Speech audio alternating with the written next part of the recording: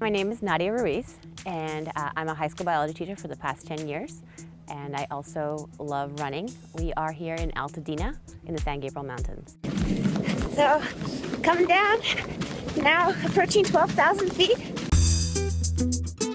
I actually started running when I was 14 years old. It was on an accident that I discovered I could run. Unfortunately, in middle school, that doesn't play very well. I hit puberty very late, so there was a few girls that were just very, very mean.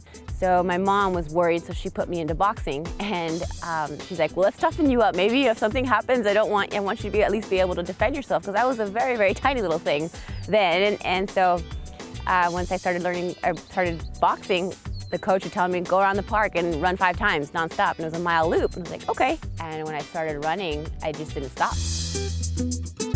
So I learned about the concept of a marathon. I was like, people run for 26.2 miles? Like, how? How is that possible? So my dad actually took me to watch the LA Marathon. It was me and my little brother. And to see my dad with such pride that another Latina was finally able to run and win a major LA Marathon, I wanted to make my dad that proud. That's why I signed up for my first LA Marathon when I was a freshman in high school. I was 14 years old. I sat my parents down, I told them, Mom, Dad, I signed up for this because one day I want to do the Ironman when I can pay for it, but to start, I'm going to do the marathon. My dad said, you know what? I'm going to do it because my daughter's doing it. So picked up, went, crossed the finish line in my first LA Marathon, and tears, overjoyed, and this huge flush of just accomplishment hits you. It's not so much of the actual marathon itself, but it's just feeling invincible for that moment.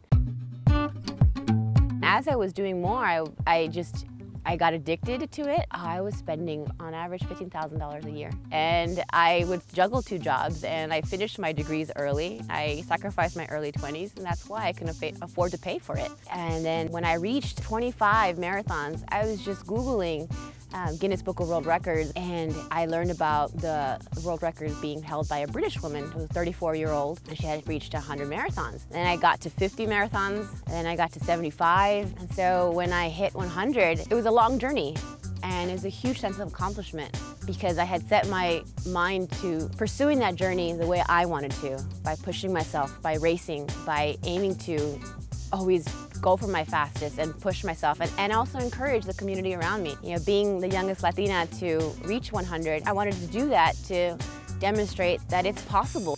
So, pretty nervous and excited, and see how it goes today. The biggest probably challenge for a non-professional elite is balancing the working and the training together, and along with family. If I'm training for an Ironman, I'm training morning, I'm training at lunch, I'm training during my conference period at work, I'm training right after work, so you have to enjoy that journey. Northbrook, Illinois, first-timer Ironman. Nadia Ruiz, you are an Ironman. When I was training for my first Ironman, my dad was diagnosed with prostate cancer. It was literally a month before my race. And my dad said, I'm gonna be there for you. When I reached the finish line, to hear it and then to run into my family's arms, it meant the world to me, and it still does. It's no longer about the numbers anymore. I've continued on doing more Ironmans, and now my next Ironman is considered the hardest Ironman in North America. But by pursuing and remembering that there's always something to be grateful for, and there's always something to aim for, helps me push myself, and it also helps me encourage others and show that anything is really possible.